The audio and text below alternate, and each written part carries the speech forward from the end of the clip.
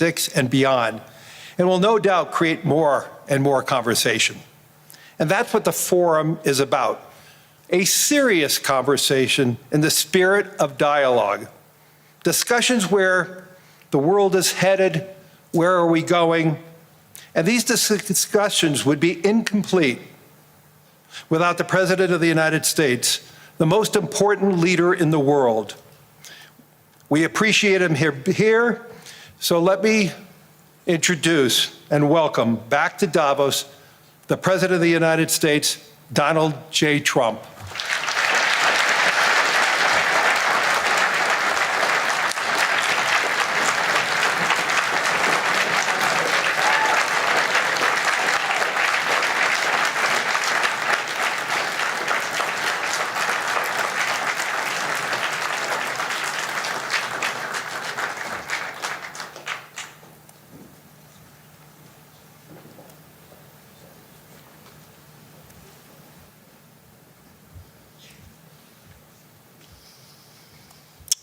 Well, thank you very much, Larry. It's great to be back in beautiful Davos, Switzerland, and to address so many respected business leaders, so many friends, few enemies, and all of the distinguished guests. It's a who's who, I will say that. I've come to this year's World Economic Forum with truly phenomenal news from America. Yesterday marked the one-year anniversary of my inauguration, and today, after 12 months back in the White House, our economy is booming, growth is exploding, productivity is surging, investment is soaring, incomes are rising, inflation has been defeated, our previously open and dangerous border is closed and virtually impenetrable. And the United States is in the midst of the fastest and most dramatic economic turnaround in our country's history. Under the Biden administration, America was plagued by the nightmare of stagflation, meaning low growth, and high inflation, a recipe for misery, failure, and decline. But now, after just 1 year of my policies, we are witnessing the exact opposite. Virtually no inflation and extraordinarily high economic growth. Growth like I believe you'll see very shortly our country has never seen before, perhaps no country has ever seen before. Over the past 3 months, core inflation has been just 1.6%. Meanwhile, fourth quarter growth is projected to be 5.4%, far greater than anybody other than myself and a few others had predicted. Since the election, the stock market has set 52 all-time high records. So that's in 1 year, 52 records, adding $9 trillion in value to retirement accounts, 401ks, and people's savings. People are doing very well. They're very happy with me. Since my inauguration, we've lifted more than 1.2 million people off of food stamps, and after 4 years in which Biden secured less than $1 trillion of new investment in our country. Think of that, 1 trillion, substantially less than that. In 4 years, we've secured commitments for a record-breaking $18 trillion, and we think when the final numbers come out, they'll be closer to $20 trillion of investment. That's never been done by any country at any time, not even close. Just over 1 year ago, under the radical left Democrats, we were a dead country. Now we are the hottest country anywhere in the world. In fact, the United States economy is on pace to grow at double the rate that was projected by the IMF just last April. And with my growth and tariff policies, it should be much higher. I really believe we can be much higher than that. And this is all great news, and it's great for all nations. The USA is the economic engine on the planet, and when America booms, the entire world booms. It's been the history. When it goes bad, it goes bad. You all follow us down, and you follow us up, and we're at a point that I don't believe we've ever been. I never thought we could do it this quickly. My biggest surprise is I thought it would take more than a year, maybe like a year and 1 month. But it's happened very quickly. This afternoon, I want to discuss how we have achieved this economic miracle, how we intend to raise living standards for our citizens to levels never seen before, and perhaps how you too and the places where you come from can do much better by following what we're doing, because certain places in Europe are not even recognizable, frankly, anymore. They're not recognizable. And we can argue about it, but there's no argument.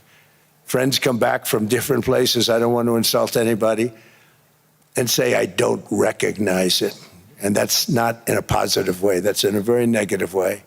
And I love Europe, and I want to see Europe go good, but it's not heading in the right direction. In recent decades, it became conventional wisdom in Washington and European capitals that the only way to grow a modern Western economy was through ever-increasing government spending, unchecked mass migration, and endless foreign imports. The consensus was that so-called dirty jobs and heavy industry should be sent elsewhere, that affordable energy should be replaced by the Green New Scam, and that countries could be propped up by importing new and entirely different populations from faraway lands. This was the path that sleepy Joe Biden administration and many other Western governments very foolishly followed, turning their backs on everything that makes nations rich and powerful and strong. And there's so much potential in so many nations. The result was record budget and trade deficits and a growing sovereign deficit driven by the largest wave of mass migration in human history. We've never seen anything like it. Quite frankly, many parts of our world are being destroyed before our very eyes, and the leaders don't even understand what's happening. And the ones that do understand aren't doing anything about it. Virtually all of the so-called experts predicted my plans to end this failed model would trigger a global recession and runaway inflation. But we have proven them wrong. It's actually just the opposite. In 1 year, our agenda has produced a transformation like America has not seen in over 100 years. Instead of closing down energy plants, we're opening them up. Instead of building ineffective, money-losing windmills, we're taking them down and not approving any. Instead of empowering bureaucrats, we're firing them, and they're going out and getting jobs in the private sector for 2 and 3 times what they were making in government. So they started off hating me when we fired them, and now they love me. Instead of raising taxes on domestic producers, we're lowering them and raising tariffs on foreign nations to pay for the damage that they've caused. In 12 months, we have removed over 270,000 bureaucrats from the federal payrolls, the largest single-year reduction in government employment since the end of World War II. Nobody thought that was coming, but we had no choice. To make a country great, you can't have all federal jobs. We've cut federal spending by $100 billion and slashed the federal budget deficit by 27% in the single year. It's going to go down quite a bit more from that, driving inflation way down from the record highs of the Biden administration. Every month, they went up and up and up. I promised to cut 10 old regulations for every single new regulation. But instead, I've cut, actually, till this point, 129 regulations for every 1 new regulation approved. So every time they come in with a new regulation, we do at least 10, but so far it's averaging out to 129, if you can believe it. In July, we passed the largest tax cuts in American history, including no tax on tips, no tax on overtime, no tax on Social Security for our great seniors. We also provided 100% expensing, that's the one they like, and bonus depreciation for all new equipment and capital investments to help companies expand and shift production to America. They are so in love with that. They build a plant, they're able to deduct it immediately, the whole thing, rather than waiting 38 to 41 years in the old days. This is a miracle taking place. Nobody thought it would ever be done by any country, but it's done by us. It was what made my first term the most successful 4-year term that we've ever had from a financial standpoint. And now we've upped it. This is a 10-year program, not a 1-year program, but you're allowed to deduct everything in 1 year. It used to be 38 to 41 years.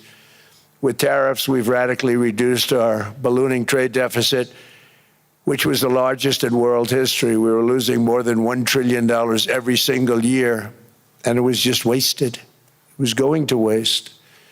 But in 1 year, I slashed our monthly trade deficit by a staggering 77%, and all of this with no inflation, something everyone said could not be done. There were a couple of brilliant people that actually thought I was doing the right thing. I thought I was doing the right thing.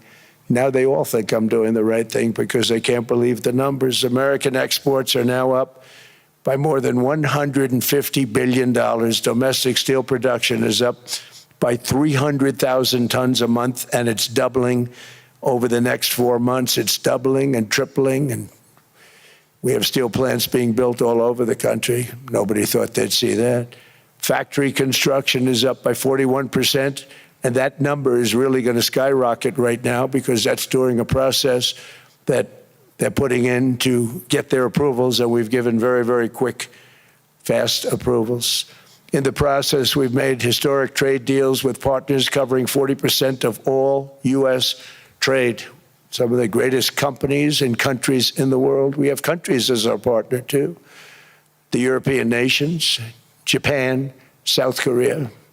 They're our partners. They've gone into massive deals with us, especially on oil and gas.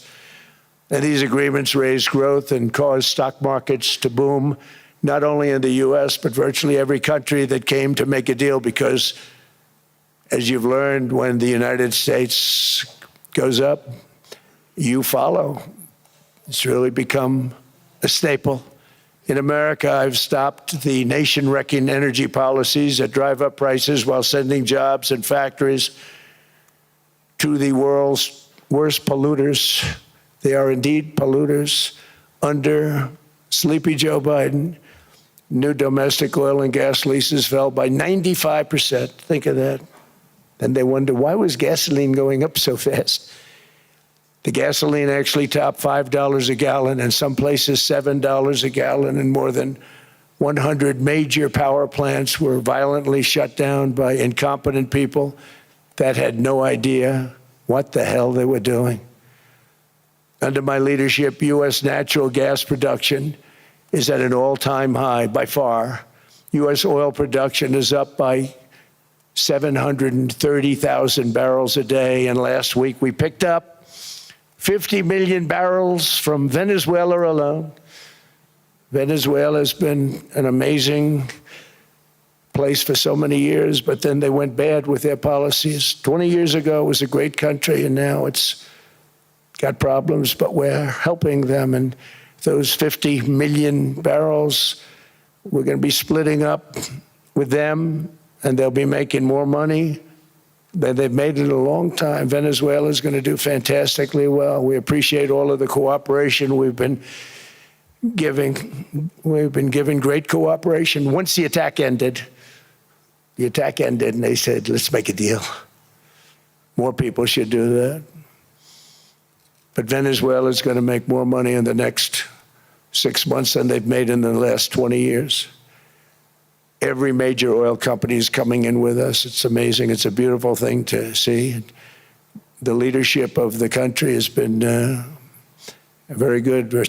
They've been very, very smart.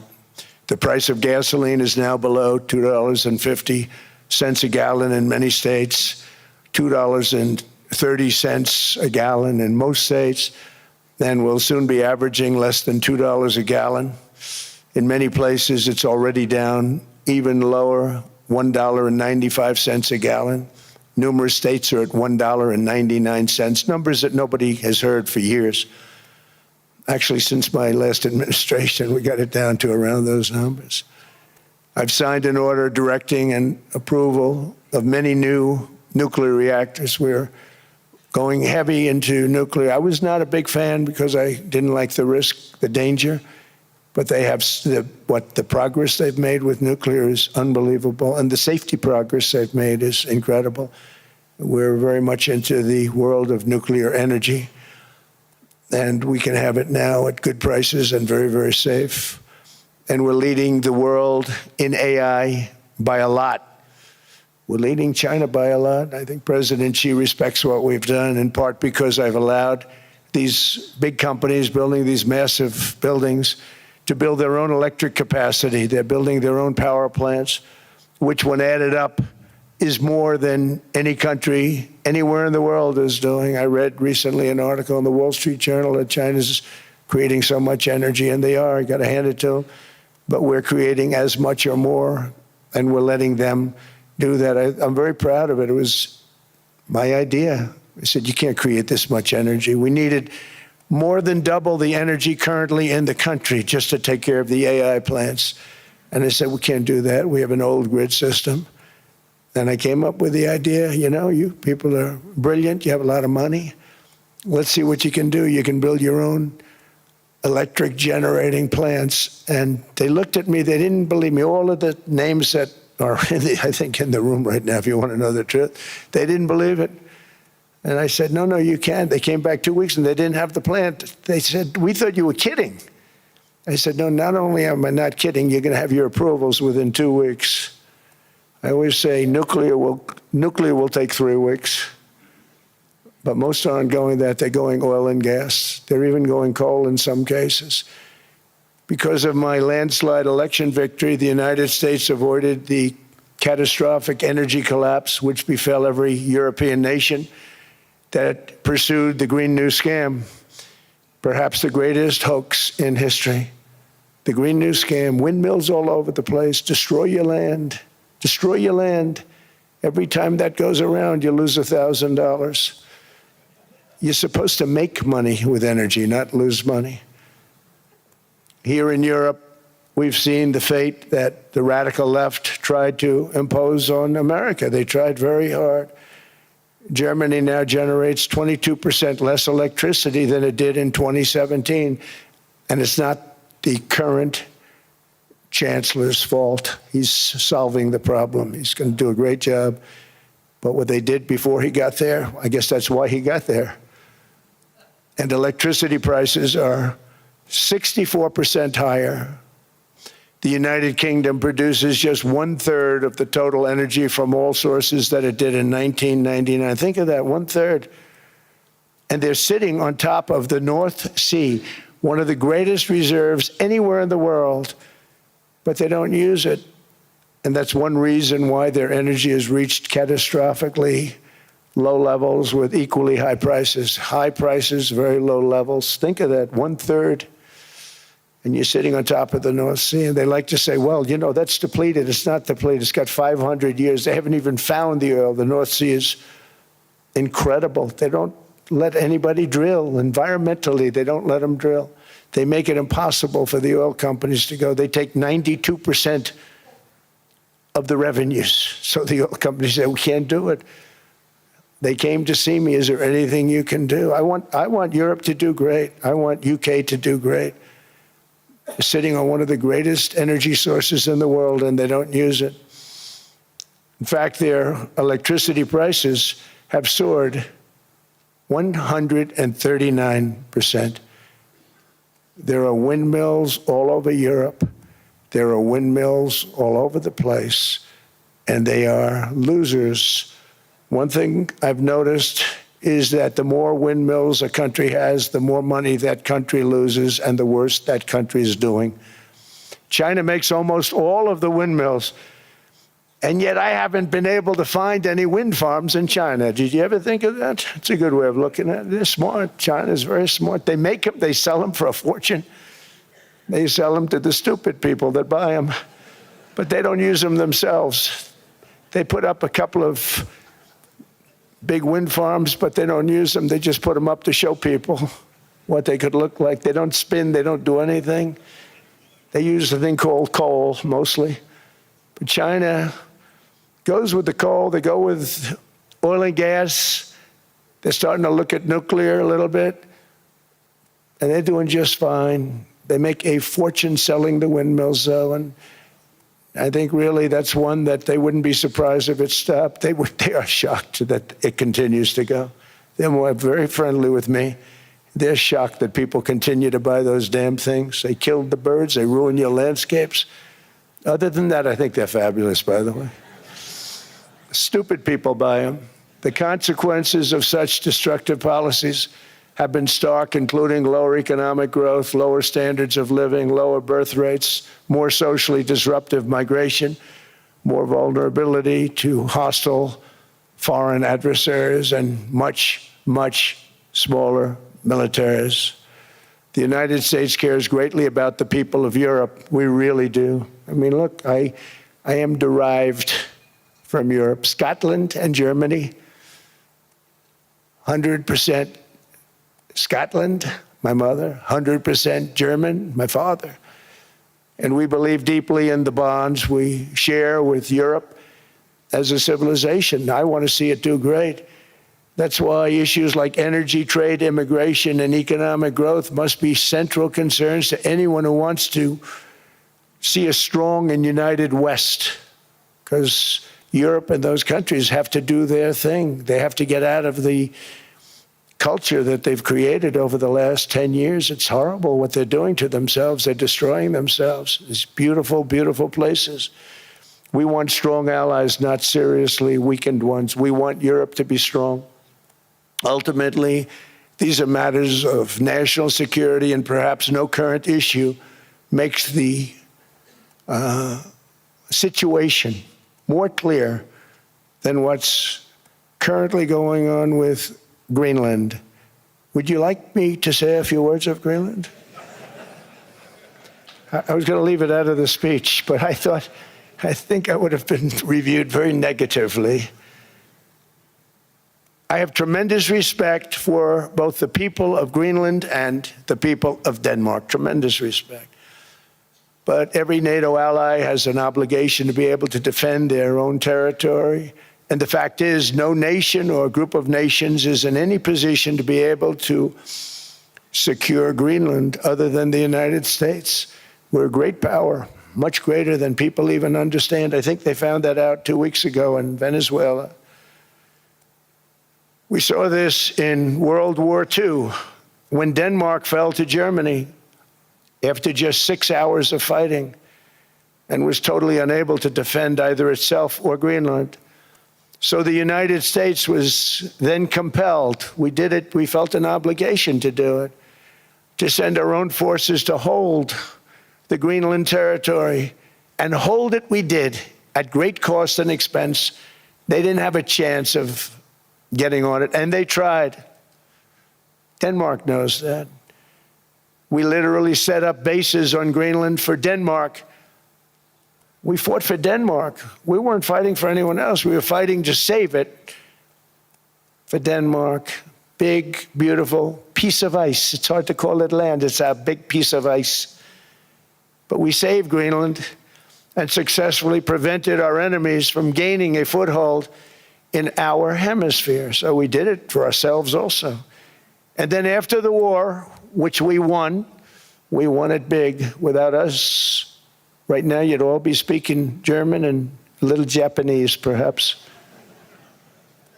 After the war, we gave Greenland back to Denmark. How stupid were we to do that? But we did it.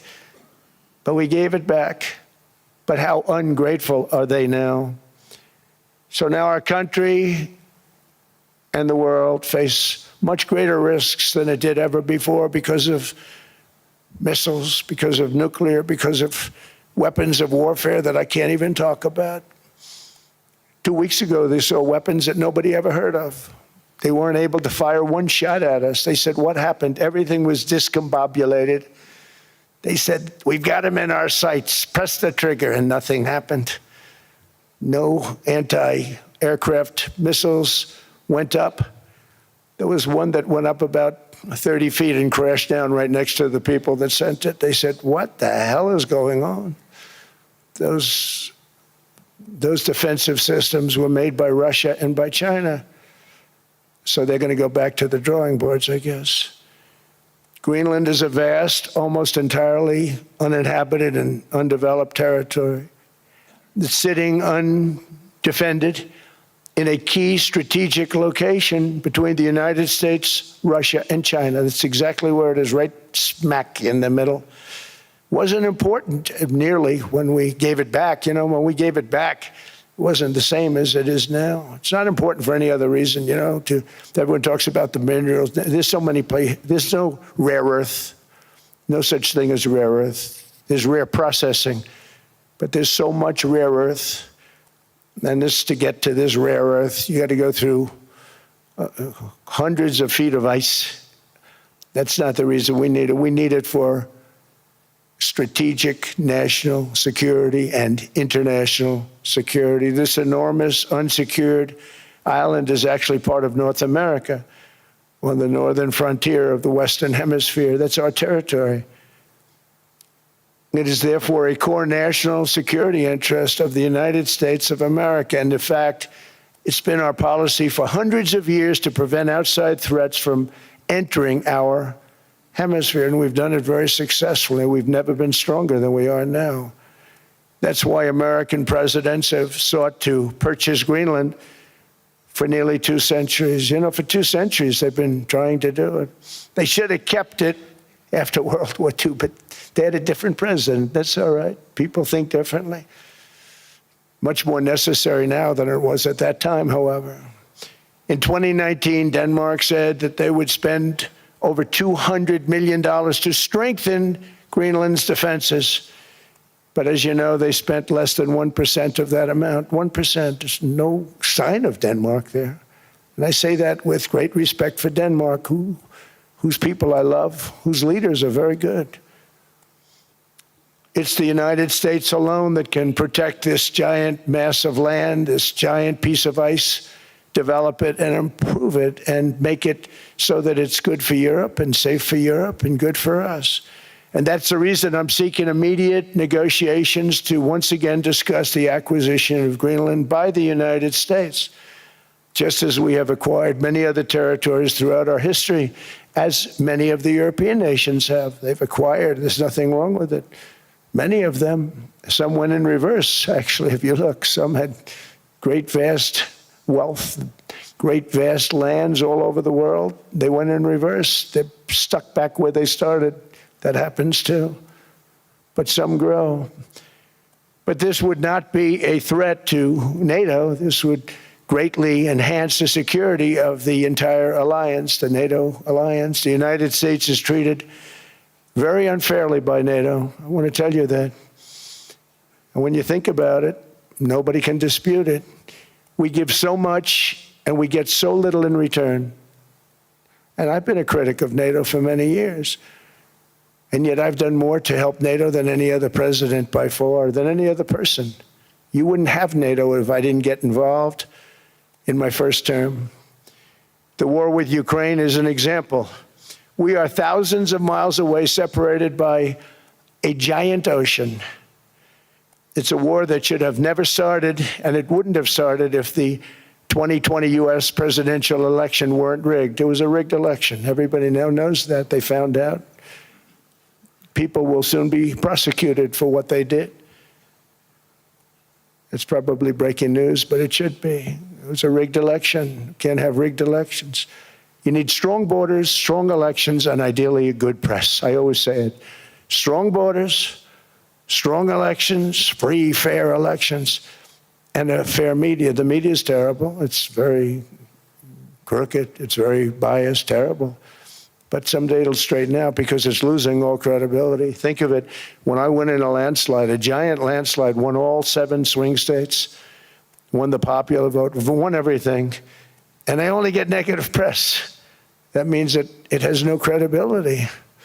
And if they're going to get credibility, they're going to have to be fair. So you need a fair press. But you also need those other elements.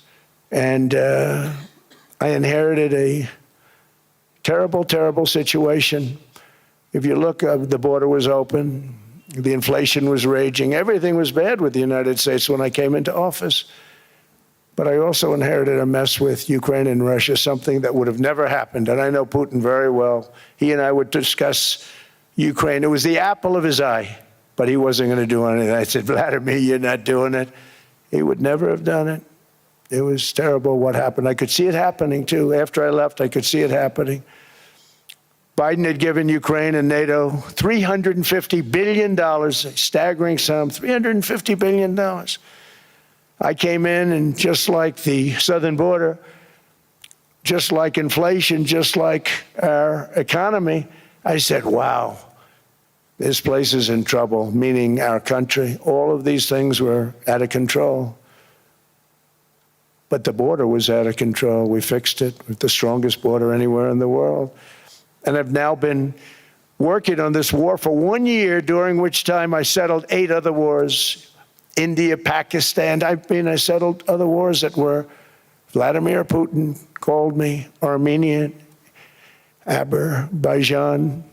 He said, I can't believe you settled that one. They were going on for 35 years. I settled it in 1 day. And President Putin called me.